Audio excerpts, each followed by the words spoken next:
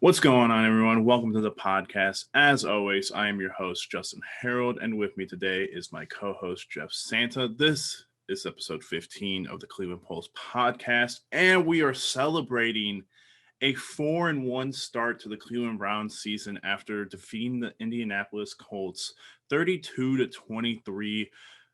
Jeff, how are you doing, my brother?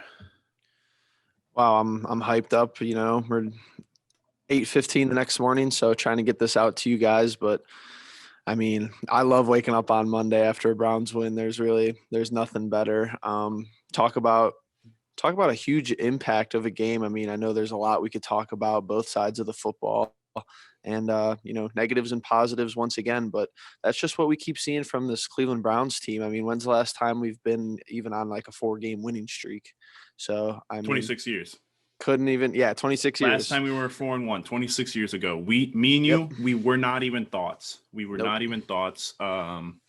It's incredible. I mean, you're right. There's so many things that we could talk about in this episode, and offensively, defensively, special teams, even.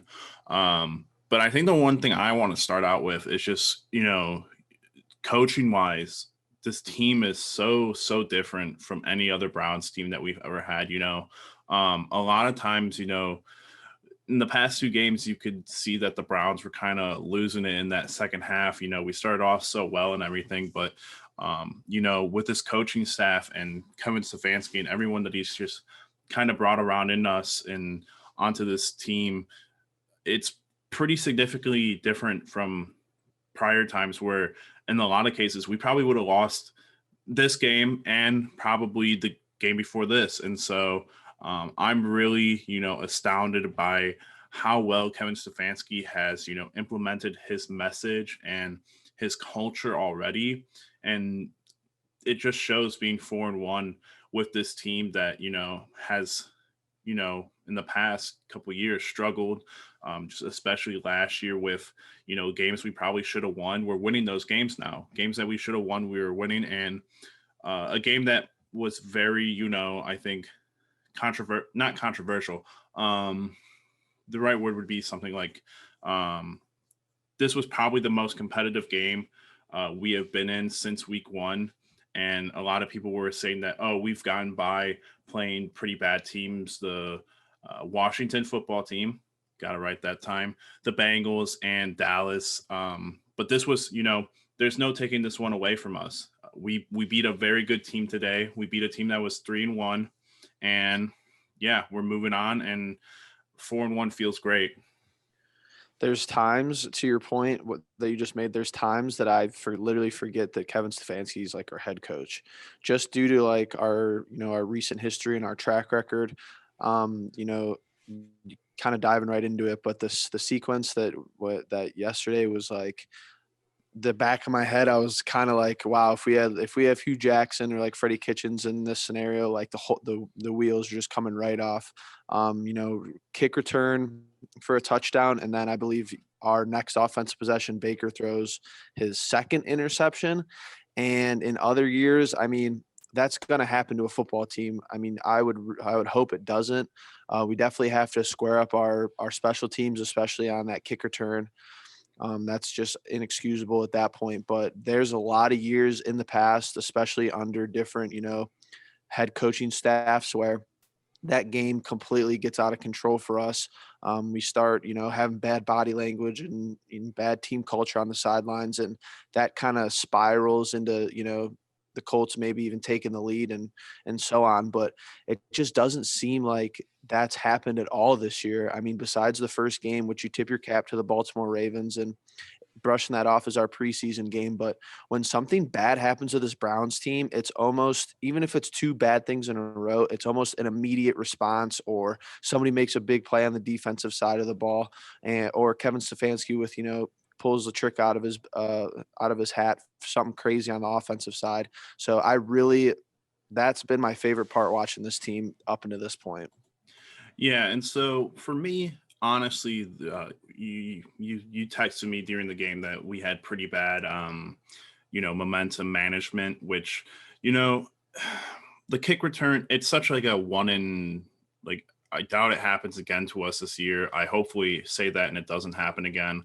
But, besides that, I tweeted out that morning, Sunday morning, that this was going to be a game where the defense could be the part of the team that shines, and for all intents and purposes, they only let up 13 points 16 points realistically. Yep. If you take away the kick return, they played phenomenally. They played their best game. Ronnie Harrison Jr. getting the start over Carl Joseph, gets a pick six, had a really good, and that was right before, the kickoff return for a touchdown. But, he played phenomenally well up until the point where he got evaluated for a concussion. But, Jeff, I don't know how many times I said this man's name when Yes. Grant Delpit went down. And I don't know why it took so long for him to get into the game, but Sheldrick Redwine deserves to be playing. Yep. The man, what happened after, I didn't even realize that Harrison went down. I was like, oh, maybe they're giving him a breather or something, or I don't know. But Sheldrick Redwine came in and they moved Sendejo into the strong safety kind of position and moved him up and out of coverage. And guess what? Not a single ball got behind us that entire game when Sheldrick was in, and he had a phenomenal interception. And I'm still three of my guys, or not three of my guys, I'd say two of my guys and Ronnie Harrison did something that, my dad harps on, is when opportunity arises, you take it and you run with it. And Ronnie Harrison is one of those guys. He got a pick six when he started. Sheldrick Redwine and Jeff, one of me and I think your favorites is Rashard Higgins. The man comes back from being scratched on 2 healthy cuts of inactive rosters and comes in and just does phenomenal. He catches all 3 balls that were caught to him, for one for a touchdown. It was just phenomenal to see how this team just kind of responds to, all right, one guy goes down, it's my turn to step up. And I just don't think we've ever seen that happen in a Browns team since me and you have been alive. Oh, absolutely. I was literally watching the game on TV. They literally said, the broadcast literally goes, Harrison in the medical tent for concussion, snap, Redwine, interception. And I literally walked right away. I said, next man up, because that's a disservice to Sheldrick Redwine that it takes that long. And I mean, at this point, everybody knows it. Me and you know it. Just limit the deep ball, limit the plays over the top, and limit Sendejo getting burned. I mean, we have a defensive identity. We have a boatload of turnovers and takeaways, and we have a lot of points scored off. Our offense comes on the field and really delivers when we take the ball away. But Ronnie Harrison Jr. getting a start finally. Don't even know why it took that long. Unfortunate, we're going to have to see. We're going to be looking at injury news all week again. That's kind of like the recurring negative theme, sadly, for this NFL season and our Cleveland Browns. But I mean, Sheldrick Redwine, literally one play and, he gets an interception. And Ronnie Harrison, his play was, even better with the pick six. So, I mean, I said it in the preview that we're going to match up hopefully very good against Phillip Rivers, solely because his arm strength is not there. We're going to have to really, work hard and work our tails off in practice for any team that has any sort of deep passing game. I mean, that's our kryptonite for the whole team right now. But we have playmakers on every level of the defense. I mean, unfortunate that Carl Joseph couldn't go for us this week, but I mean, he's another huge playmaker that wasn't even on the field. But I'm switching our defense. Our defense is upgraded to good in my mind. Not great. They're not great yet, but the takeaways and the turnovers are enough for me to really get behind them. I was shocked that another week kind of with no BJ Goodson though. Yeah, and he didn't play well in my opinion. He kind of got for what Phillip Rivers could do, besides the one Sendejo or one or two Sendejo mess ups where the ball got down 30 yards. He was picking apart the middle of the field, and even in the run game, they didn't really get anything started. It felt like at times they were running the ball really well, but I looked at the stats and it ended up not being more than 100 yards, which is phenomenal again for our defensive line and for our run game defensively. But yeah, I mean, he just wasn't very good. But so the one thing I did notice though, that I really do want to talk about, and I think they should apply it to the safeties as well, is the linebacker group kind of works in groups now, or as far as I can tell, is what they're trying to do with guys that have, been injured. So Jacob Phillips and Mac Wilson would replace BJ Goodson and Sione Takitaki. I think Mm. Malcolm Smith is one of the guys who just like he's in there He on had a good both play. groups. Yeah, he's very good. I mean, he's probably the best.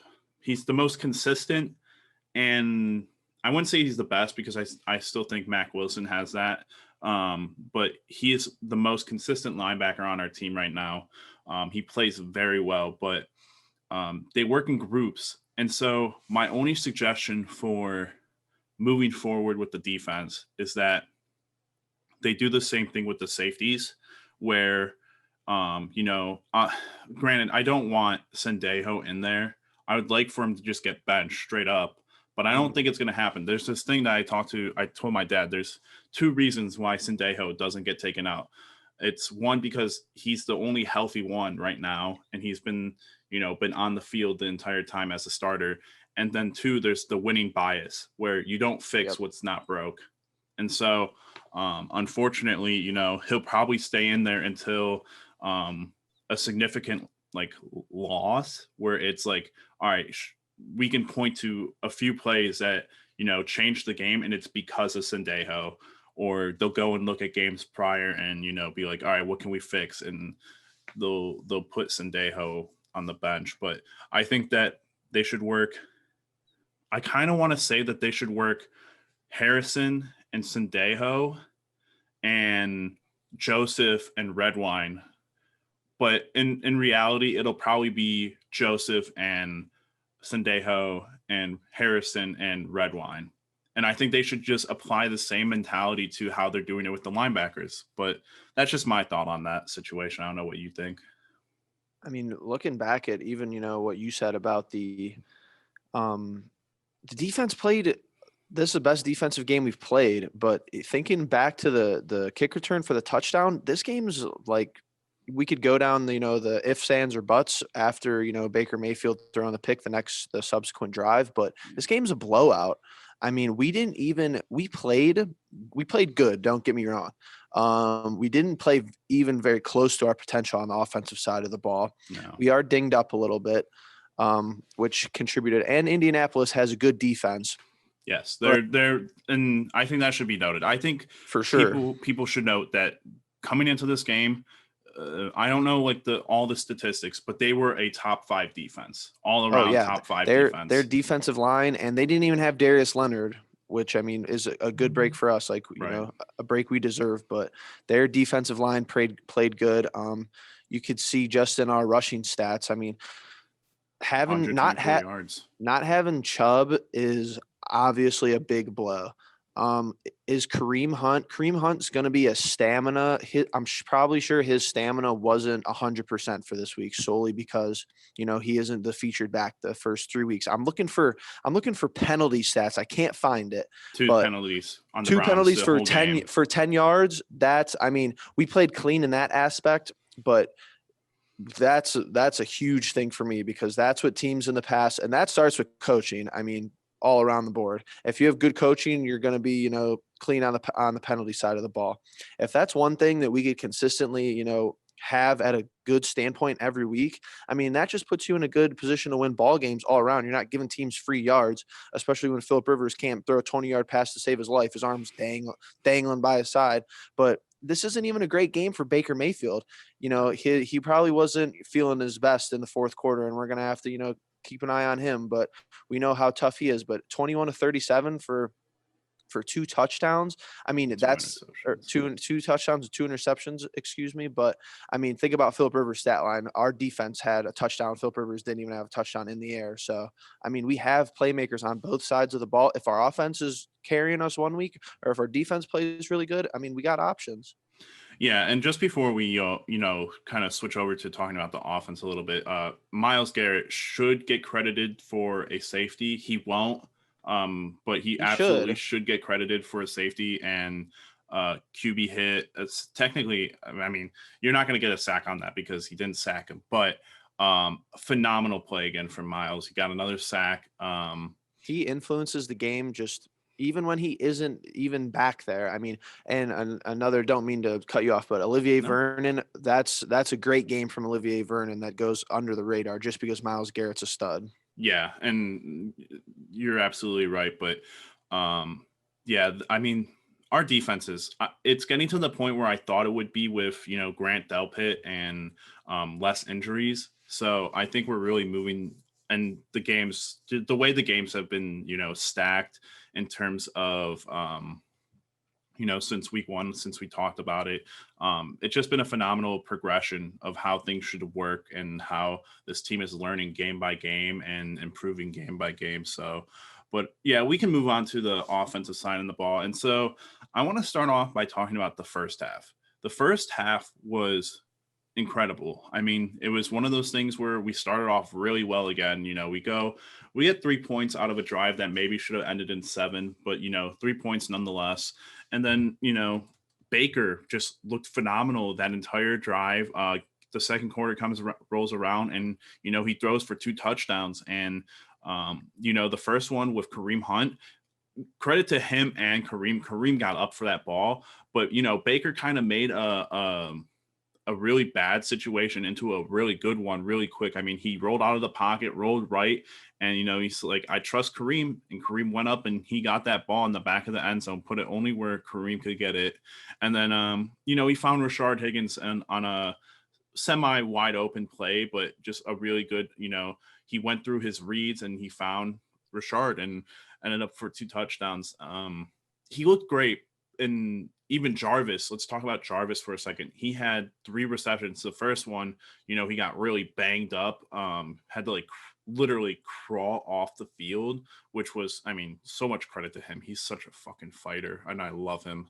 But he played really phenomenally in that first half and had over 50 yards in the first half.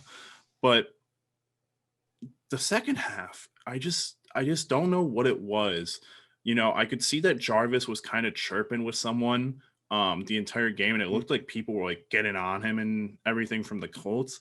And there were a couple times where it was either second or third down where Baker made a phenomenal play finding Jarvis, and for some reason, Jarvis dropped the ball on two catches that really should have been, easy plays for him as usual. He makes all the super hard, phenomenal catches, but then dropped 2, I think, crucial catches in terms of Baker and even Austin Hooper, who had the most targets out of, the whole season. He had a ball that I thought, Baker placed it perfectly, right out in front of him like this, and wasn't able to bring it down. But I don't know, Jeff, what were your thoughts watching it on TV? It's a little bit harder when I'm in person there and I can't really get all the angles. Right. The first half, I mean, it was just a kind of an odd and peculiar game offensively. I do credit that to the Colts defense, the first true good defense we've played since week 1.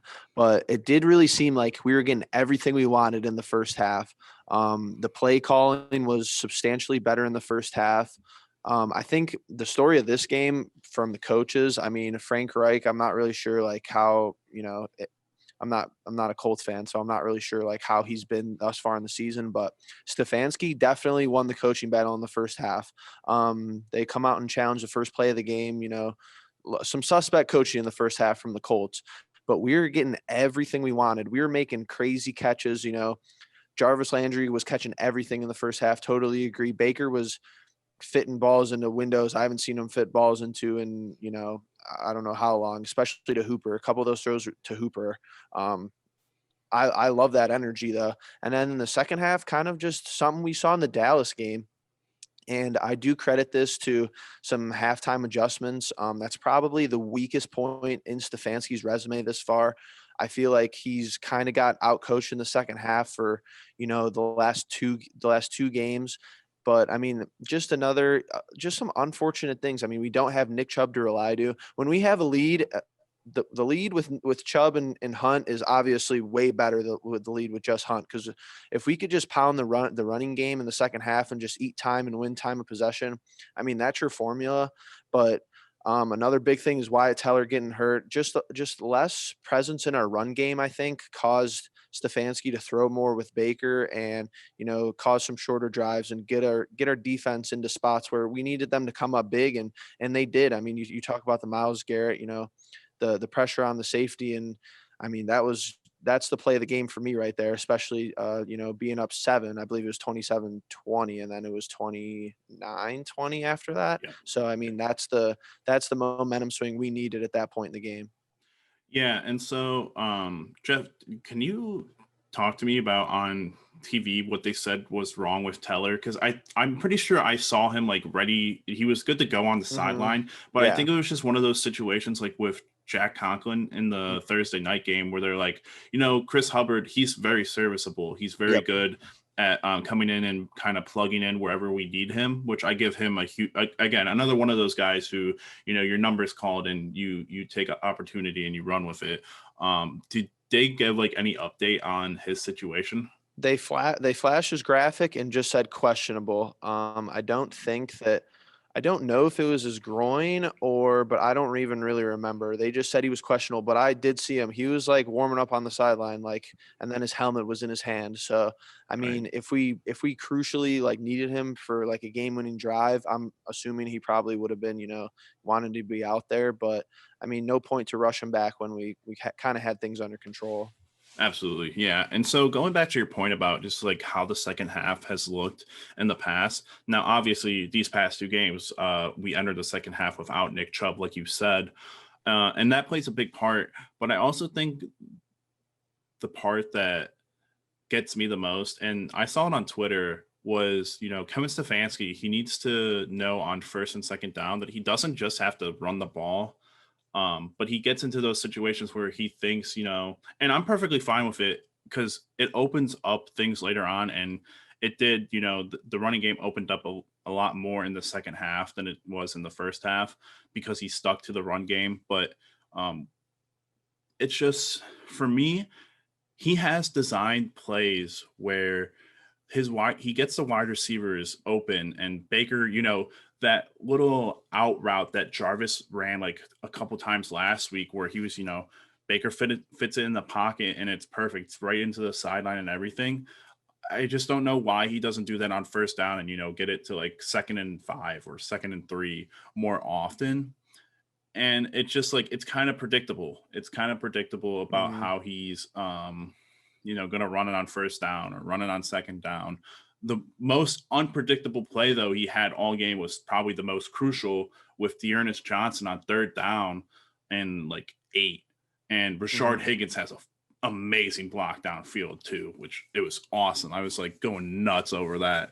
But yeah, Baker, he looked bad in the second half. I mean, and it looked like he was airmailing a lot of balls.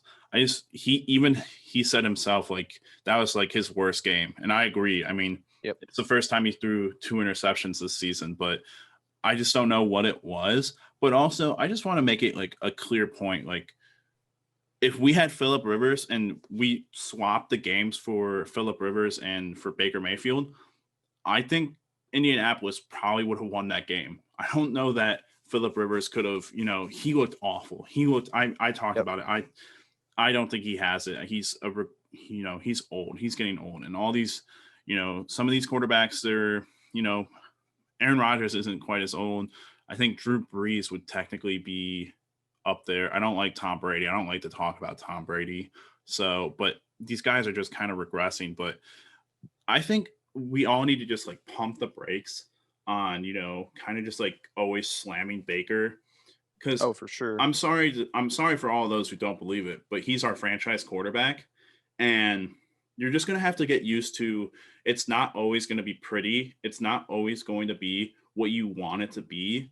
Um, you know, it's just if you look at Brett Favre's career, or even I'll say Ben Roethlisberger, because Ben Roethlisberger is one of those guys who he'll in his earlier days he would take chances on 50-50 balls and just sending it downfield and it getting picked off.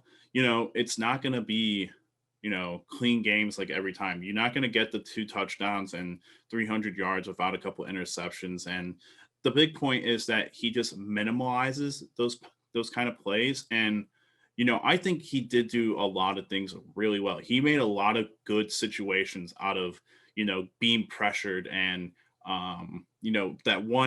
the one where he was getting chased out to the left where I was like, oh, he's going to get caught in the backfield. Oh, and he got away enough. And he kind of did like the little side pass to Jarvis and he dropped it. I was like, oh my God, that's going to be such a thing that just like gets ignored because it ended up not being anything. But Baker just making plays out of sometimes what was nothing. He is going to have to kind of, and I think even more so this upcoming game where the pressure is going to be thick. The pressure is going to be very thick on him this upcoming game, but he's just gotta, know when to take the dink and dunks. And if he's going to take, a shot downfield, make it not 1-2, but 1-on-1.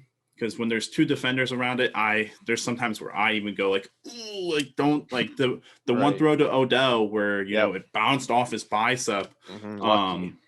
Yeah, it was incredible. Also, am I dumb? Did they change the rule of how many challenge flags you get in a half? Dude, I was wondering the same thing. You get 2. I guess the rule is 2 a game. Huh? Because when they threw the I challenge thought it was flag, 1.5.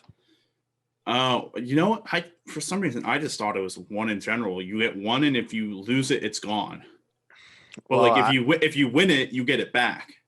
I guess that was it. But I think it's 2 a game now. That's weird. Maybe because of like I think of like they can challenge But you need penalty timeouts. calls. You need timeouts to do it, obviously. Right.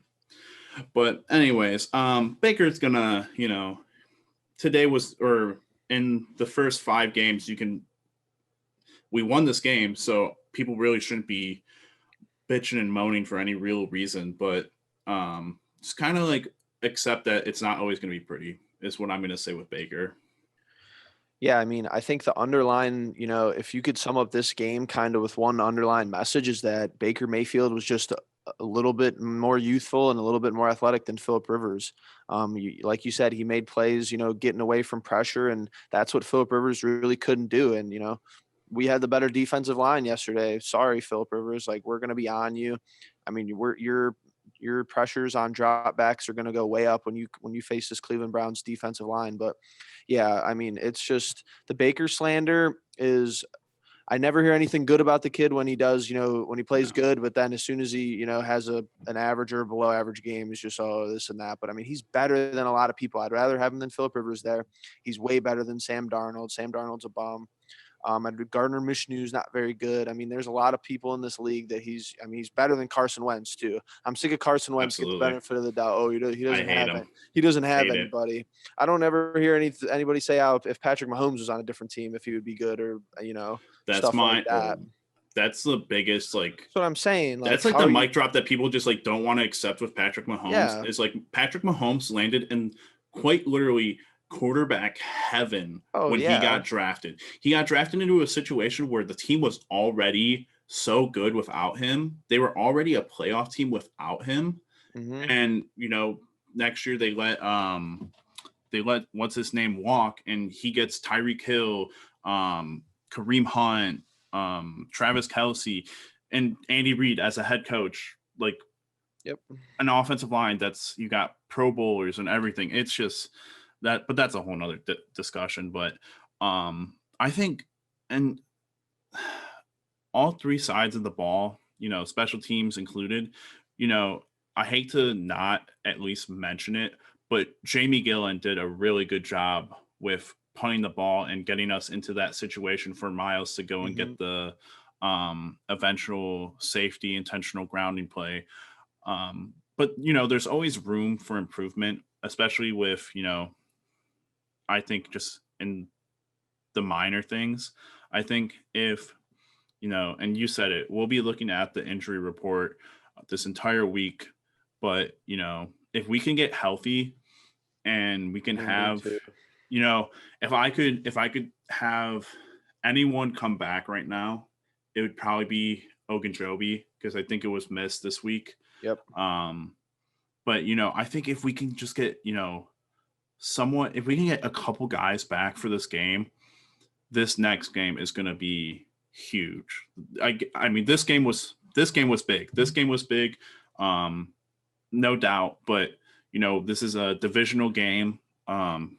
It's going to be huge, and I know we're not going to preview it right now, but I'm kind of like I'm so jacked up. I got the jitters right now about and I'm so upset. I left my glasses at the stadium, so I couldn't be wearing the Victory Monday glasses. But I'm so jacked up. I've never been so happy to be a Browns fan in my life, and we're rolling. We're rolling with momentum, but I also like that they're just still doing the one day at a time kind of message or one game at a time. And so I'm jacked up. I don't know if you got anything else to say or if you want to, hit any other points real quick.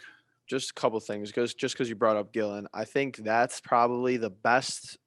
The thing we've done well all year is playing like true team football. We have a good punt from Gillen, leads to a safety. Our defense has a takeaway, leads to points, a good percentage of the time. That's what winning football teams do. That's what we're going to have to continue to do. Number two, to make it, kind of quick. Stefanski this is his week. This is the most work he's going to have. This is the most he's going to have to think about a game. And we already know he's good. He has more wins as a Browns head coach in 5 weeks than Hugh Jackson had in 40. We know he's good. We're going to find out how great he actually is. We've kind of used our advanced running schemes. I didn't really see a whole lot this week. Colts run defense is good. Tip your cap. I saw a couple of forced plays. Do I like seeing our wide receivers throw the football? I do. I really don't want to see it next week. Yeah. If it's going to work, it's going to work. I don't hate it. We've used it twice in 2 weeks, and these kind of like force feed plays to Odell. The Colts sniffed them this week. Mike Tomlin's going to be ready for that. Yeah. So this is the week where he's going to have to really buckle down his play calling and come up with unique stuff. I know he's got it in him. We have the playmakers for him to utilize, and keep Austin Hooper involved. That first half was great. Yeah. Just to hit on a couple of your points, I think, to be honest with you, with the whole Odell thing, with trying to design plays for him, I think Stefanski might have done that to just kind of get those out of the way. Because when you go back and you listen to them talk about the Jarvis Landry throw to Odell, they're like, yeah, that play has been sitting in the playbook for a while. So it's like they have these things already drawn up, and they're like, all right, well, guess what? We're probably not going to see that play ever again. It probably won't happen again this year. And I doubt that we'll see Odell throw the ball again or any more of those kind of, jet sweeps aren't out of the ordinary, but probably not again with Odell, not for this game. I think this game, like you said, I think Kevin Stefanski is going to tighten it up and kind of just stick to the basics and stick to what works instead of trying new things. This is going to be one of those games where you can't really do those. You can't against, Mike Tomlin, who is a phenomenal coach and just one of the best in the league. And so it'll be interesting to see, the first 15 plays. The first 15 plays of every game is scripted. We'll see how that works. I'm very interested, very, very interested to see, the injury report at the end of the week, who's healthy and who's not. And I think more than anything, I want our back four, safety and corners included, to all be healthy, because I didn't know that Chase Claypool was, probably the best receiver on that team, because I thought it was Juju. But nasty. Juju, even last year, was kind of receding. And, I think they got a couple guys, James Washington as well. I mean, I don't know that. That's what I'm nervous about, because Sendejo is going to be honestly, this is early hot take, but because we're on the preview, Sendejo's probably going to have to play his best game of the year, or we're going to be slightly in trouble. Yeah, I think we're just going to be, like you said, like you texted me yesterday, we're going to be staring at the injury report this whole week and up until the preview. But, you know, I'm enough of that. I'm just so happy to be 4-1. And, Jeff, the one thing that's really good about being 4-1 is that you finally lost one of your predictions. So I'm getting Yep. closer. I'm Good. getting That's what I'm closer in the glad about. prediction. I don't mind losing the prediction that way. Yeah, I'm really happy about that. But Jeff, if you got anything else. No, I'll save it for the preview. I got it's turning in my head, but we'll get back to it. We'll see it on 16. Yeah. So, and you'll probably be more of an expert on the Steelers than I am. So that'll be interesting. But thank you all for being here. As always, we appreciate you guys watching. If you're on YouTube, please leave us a subscribe, a like, a comment. We will respond to you guys. I promise you, I will respond to you guys on there. Even Jeff will get on there and respond to you guys. But if you can share it, that's also would be greatly appreciated. And I forgot to do it this past week with the audio, but we will have it out on audio for you guys to listen to, for you guys who want to just listen to it in the car when you're going and coming from work. But yeah, thank you all for being here, and we'll see you in episode 16. Peace.